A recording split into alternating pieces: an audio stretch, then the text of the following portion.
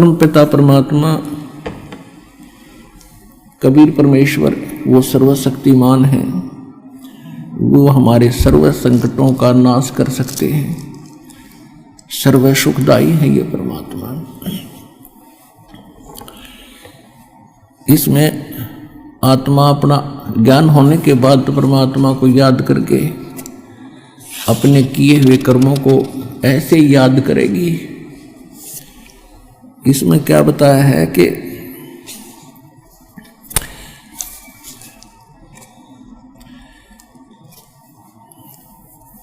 पावचनों के लालच में या बंदर आली मूठ गही। ये बंदर पकड़ने वाले क्या करते हैं, एक बिल्कुल टाइट से मुंह की एक सुराही बनवाते स्पेशल टाइप की कुम्हार से, तो ऐसा करते थे पहले। और वो क्या करते हैं, उसको मिट्टी में दबा देते थे, उसकी गर्दन थोड़ी सी ऊपर रहती थी, और जिसके अंदर से बंदर का हाथ मुश्किल से प्रवेश तक कर जाता था, और उसमें कुछ चने डाल देते थे, उसका खाद्य जो बंदर को पसंद होता था चने, और कुछ चने उसके आसपास उस सुराही के उस गड्ढे के चारों तरफ डाल देते थे। अब बंदर आता था पहले तो बाहर चने देखकर खाने के लिए वृक्ष से उतरकर, वो चने खाते खाता फिर क्यों, हम बेईमान तो हैं ही, अंदर दिखते ढेर सारे पड़े, तो हाथ फंसा के और मुट्ठी भर के और फिर वो भागने की सोचता है। वो भागे कैसे, मुट्ठी फंस गई, मुट्ठी वो खोल नहीं सकता, उसका स्वभाव है, और टट्टी करे और चिल्लावे और मुट्ठी खुल रही नहीं, टर टर टर। उसको पता है कि मूर्ख न पता नहीं, न छोड़ दूं। तो बंदर को फिर ऐसे वश करके वो फिर बेचता है कहीं, फिर उसको सारा दिन नाच नचाते हैं, उसकी दुर्गति करते। तो हम ऐसे फंस गए आके, इस काल के ने ऐसा कर दिया हमारे साथ। अब ये झूठे सुख, छोटी मोटी कोठी बंगले या मूठ भरवा रखी हमारी, रिया हमारे पर छुट्टा नहीं, इतना हम बचा नहीं, आड़े चिल्लाए जाएंगे, रिश्ते पकड़े रहेंगे। अब परमात्मा ने क्या किया,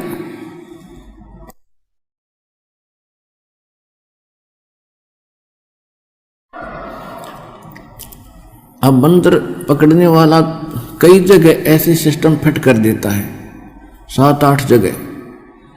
तो एक कोई भगत श्रद्धालु, कोई नेक व्यक्ति जा रहा था, उसने केले ले रखे थे अपने थैले में, सफर कर रहा था, उसने देखा भाई बंदर फंस गया, उसको मालूम था कि वो किस तरह जकड़ा हुआ है।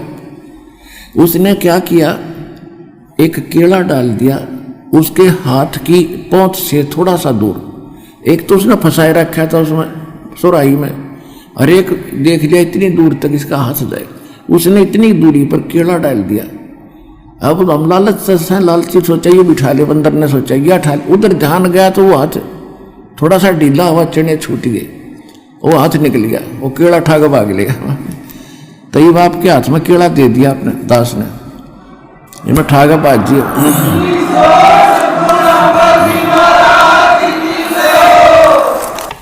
अब ये सतलोक का सच्चा सुख आपको याद दिला दिया, और ये भक्ति रूपी केला आपके हाथ में दे दिया, तो इसको पकड़ने के लिए आपने वह मूठ छोड़ के आनी पड़ी। अब यहाँ आए हो ना, यह मूठ छूटे नहीं थी, हमारे दादे परदादे मर गए उड़े चिल्ला चिल्ला के।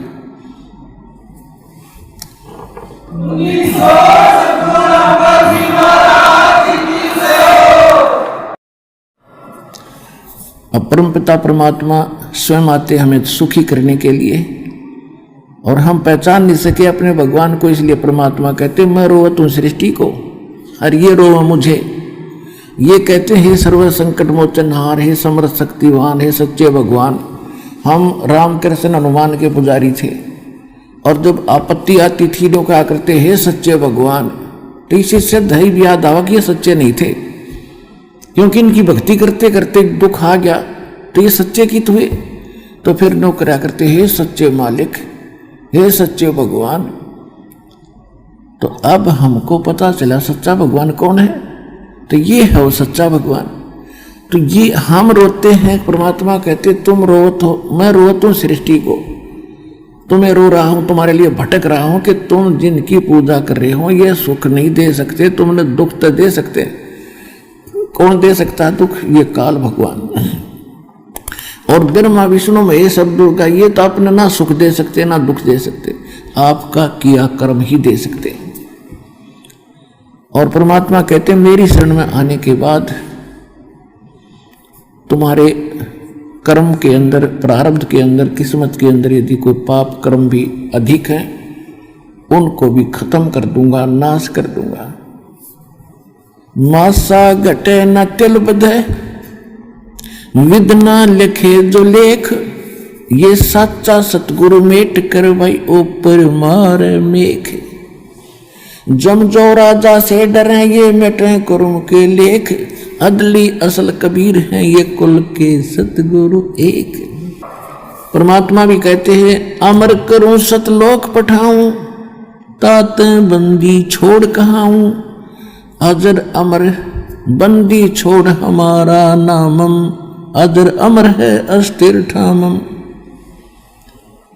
जब ही सतनाम हृदय धरो, भयो पाप को नाश, जैसे चिंगारी अग्नि की बई पड़े पुराण घास।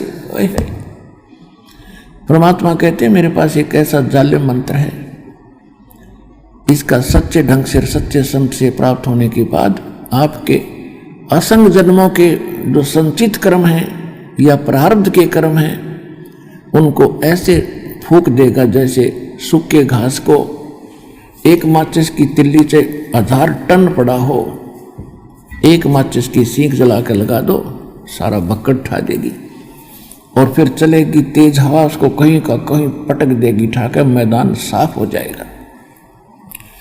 ऐसे परमात्मा के सतनाम के अंदर वो पाप नाशक शक्ति है। जैसे सूरज के आगे बदरा ऐसे कर्म छयारे, प्रेम की पवन करे चतुमंदन जल के तेज नयारे। जैसे सूरज के आगे बादल, सूर्य के सामने बादल आ जाते हैं तो सूर्य का जो वास्तविक प्रकाश में प्राप्त नहीं हो रहा, जो लाभदायक है, और फिर तेज हवा चलती है तो बादल इधर उधर बिखेर देती है, तो सूर्य का वो स्पष्ट प्रकाश हमारे तक पहुंच रहा होता है। ऐसे आत्मा और परमात्मा के बीच में हमारे पाप कर्मों की ये बादल छा गए। उसके लिए परमात्मा ने कहा कि जैसे सूरज के आगे बादल बदरा ऐसे कर्म छयारे, और प्रेम की पवन करे चितमंजन, फिर जल के तेज नयारे।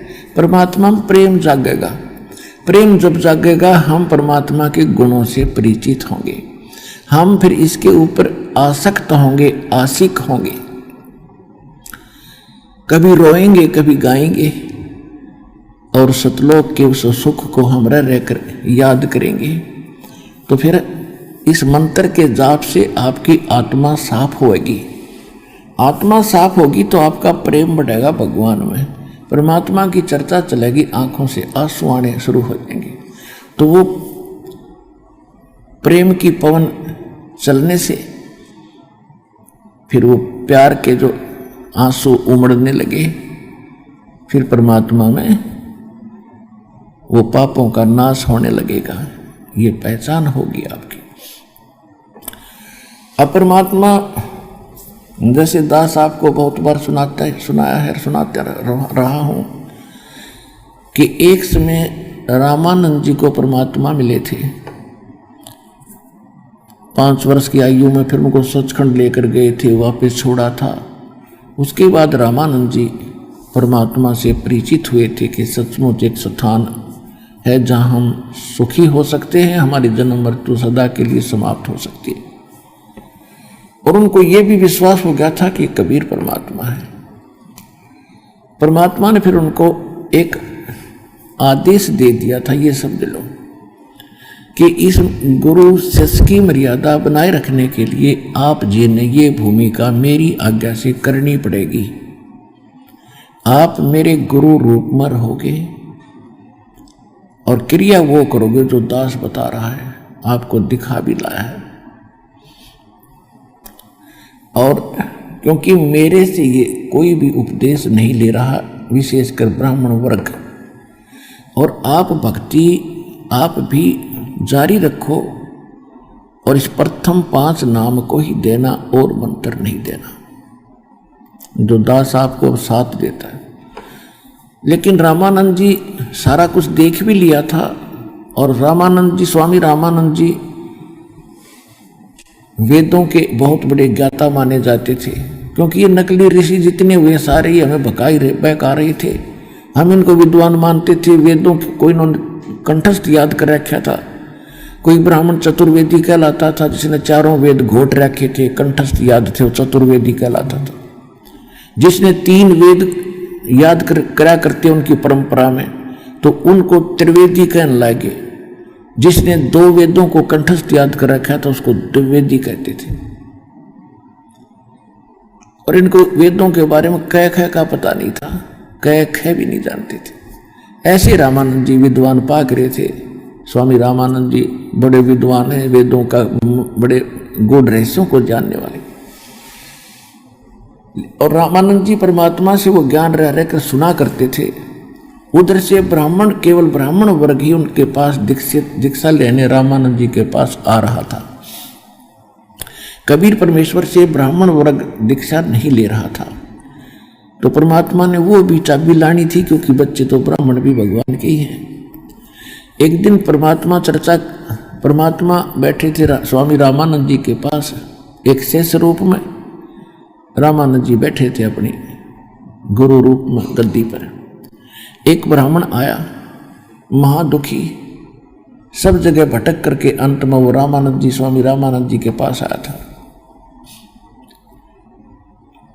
अब स्वामी रामानंद जी से उसने दीक्षा भी ले रखी थी, और स्वामी रामानंद जी से के बताए अनुसार उसने साधनाएं अनुष्ठान भी किए, लेकिन उसका कोई संकट निवारण नहीं हुआ। उसके 2 पुत्र 2 पुत्री थी, पत्नी थी, सभी मानसिक रोग से पीड़ित थे। कोई अपाहज स्थिति में पड़े थे, बड़ा कैर टूट रहा था। जब स्वामी रामानंद जी को वो अपनी व्यथा बता रहा था कि महाराज मैंने आपके बताए अनुसार सब साधनाएं कर चुका हूँ और मुझसे कोई लाभ नहीं हो पा रहा, क्या करूँ? तो स्वामी रामानंद जी ने कहा कि देखो भक्त, मैंने जो क्रियाएं बताई इनसे राहत मिलनी चाहिए थी। यदि राहत नहीं मिली है तो ये तेरी किस्मत में लिखा हुआ प्रारब्ध का कर्म है, और ये तो ब्राह्मण भोगना पड़ेगा। उदाहरण दिया कि जैसे श्री रामचंद्र जी ने बाली को मारा था, सुग्रीव के भाई को, एक वृक्ष की ओट लेकर धोखा देकर, तो उसका बदला भी श्री कृष्ण रूप में उन्होंने उसी को से देना पड़ा। एक शिकारी बनकर वो बाली वाली आत्मा त्रेता युग में जन्मी, श्री कृष्ण राम यानी विष्णु वाली आत्मा, राम वाली आत्मा थी, और अंत में उस शिकारी ने श्री कृष्ण जी के पैर में तीर मारा, विषाक्त जहर से बुझा हुआ, जिससे श्री कृष्ण की मृत्यु हुई। तो बदला तो भाई ये कर्म तो भोगना ही पड़ेगा, ये तो प्रारब्ध में लिखा है। अब परमात्मा यही चाहते थे कि किसी तरह मेरी भी जो है सुरंग लग गई इस ब्राह्मण जाति में। तब परमात्मा ने कहा, स्वामी जी वेदों के अंदर क्या पाप नाश करने का कोई विधान है भगवान का? स्वामी जी ने कहा, नहीं, वेदों में कोई ऐसा विधान नहीं है जिससे जीव के पाप नाश हो। परमात्मा ने कहा कि यजुर्वेद अध्याय नंबर 8 के मंत्र नंबर 13 में देखियो स्वामी जी, वो वहीं रखे थे वेद, तो उनके इनके दादा लाई हैं ब्राह्मणा के पहले से। उसने तुरंत खोल कर देखा, उसमें 6 बार लिख रखा है कि परमात्मा घोर पाप का विनाश कर दे। तो परमात्मा कहने लगे, मोती मुक्ता दर्शत नहीं, ये जग है सब अंधरे, दिखत के तो नैन चश्म इनका फिर मोतिया बिंदरे। अब रामानंद जी वो जानते थे उनको कि केवल कबीर धानक नहीं, ये परमात्मा है। लेकिन हमारी बुद्धि फिर भी कहीं ना कहीं स्लिप कर ही जाती है। रामानंद जी आंखों देखकर भी कभी कभी ये सोच लेते थे कि हो सकता है इन्होंने कोई लीला करके मुझे वैसे ही ऊपर नीचे कर दिया हो, लेकिन जब ऐसे ऐसे उदाहरण सामने रखते थे फिर वो दृढ़ हो जाते थे कि ना वो भगवान है तो बता, वेदों को जाना हमने पढ़ पढ़ कर मर गए, हमारा समझ में नहीं आई। यहां परमात्मा कहते हैं गुरु बिन वेद पढ़े जो प्राणी और समझे न सार रहे ज्ञानी। गुरु बिन काहू न पाया ज्ञाना जो थोथा पूछड़े मूड किसाना। तो परमात्मा ने कहा कि स्वामी रामानंद जी वेद क्या कह रहे हैं, ये पूर्ण परमात्मा परम अक्षर ब्रह्म सर्वगतम ब्रह्म सभी पापों का नाश कर देता है। उसकी साधना वेदों में नहीं है। यजुर्वेद अध्याय नंबर 40 के मंत्र 10 में ये स्पष्ट कर देता है गीत वेद ज्ञानदाता कि परमात्मा को कोई तो साकार कहते हैं, कोई निराकार कहते हैं। निराकार तो उसको कहते हो दिखता को नहीं, साकार मानते हैं जैसे रामकृष्ण रूप में आगे नहीं। वेद कहते हैं परमात्मा उत्पन्न होता है या नहीं होता है, इसकी जानकारी तत्वदर्शी संत जानते हैं, उनसे मिलो। यही गीता अध्याय नंबर 4 के श्लोक 32 और 34 का आशय है।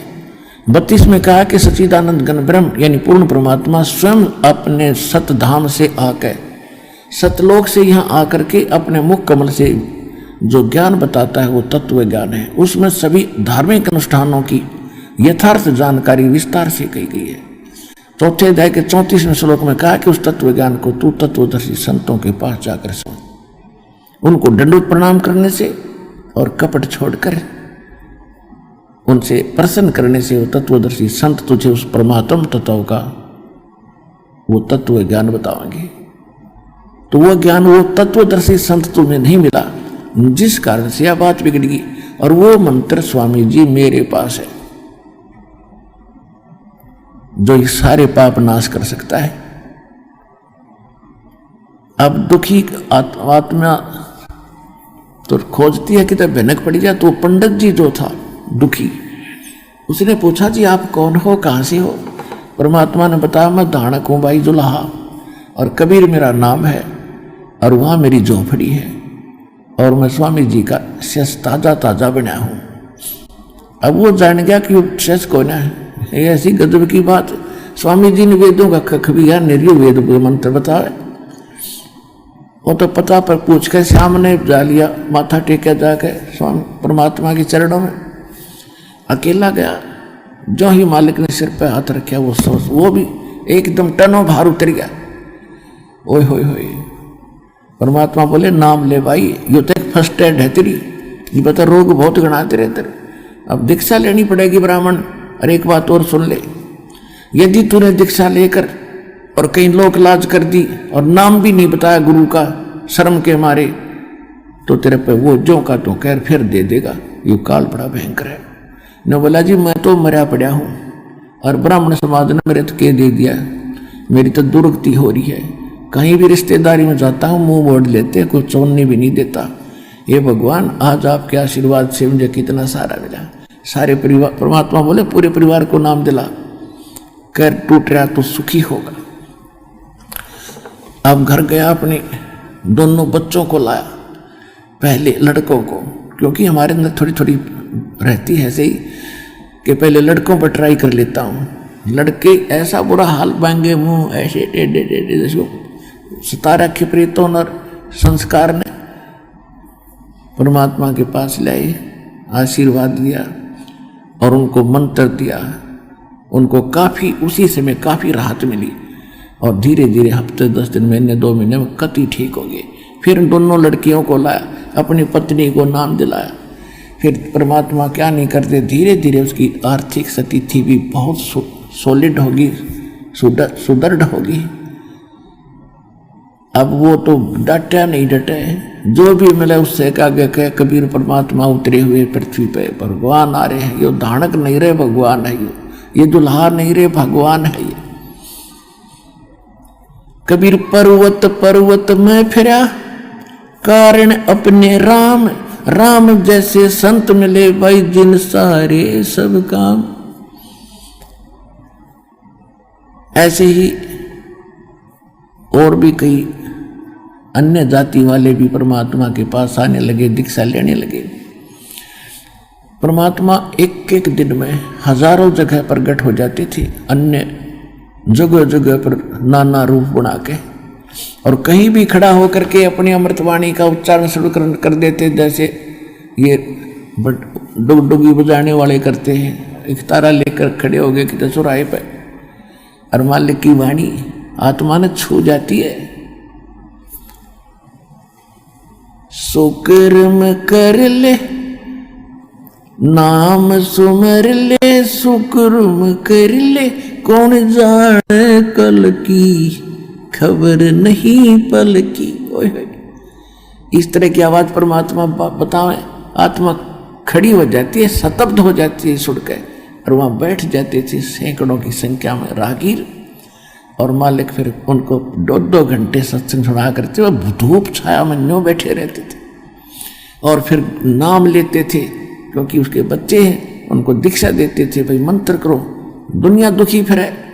और किसी को आशीर्वाद से, किसी को नाम दे करके, सबको रिचार्ज करके परमात्मा आज तक आपको लाए हैं, यहां तक लाए।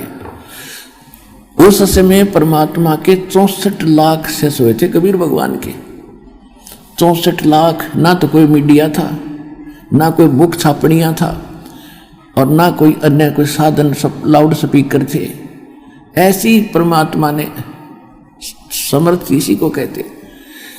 हिंदुस्तान इंक्लूडिंग पूर्वी बलोचिस्तान, अफगानिस्तान, पश्चिमी पाकिस्तान, पूर्वी पाकिस्तान, इराक, ईरान और गजनी तक, ये सारा भारत था। और उस समय सारे भारत की आबादी मुश्किल से 4 करोड़ होगी, और 4 करोड़ आबादी में 64 लाख से एक धानक के जुलाए के होना, ये कोई बालकों का खेल नहीं है। और फिर बिना पहचान पाए कि कबीर इज गॉड। सबको सुख दिया दाता ने, जो भी आ गया, क्योंकि तो अपना पिता है। और ये तो शीतल सथल है, यानी एसी रूम है। धूप में जलता हुआ व्यक्ति कोई बढ़ जाओ उस एसी कमरे में, तुरंत शांति होती है। तो परमात्मा काल तो है, वो आग अंगार बरसा रहा हमारे, और ये मालिक हमारे ऊपर शीतलता बरसाते। तो ऐसे लाखों भगत शेष हो गए। साथ साहेब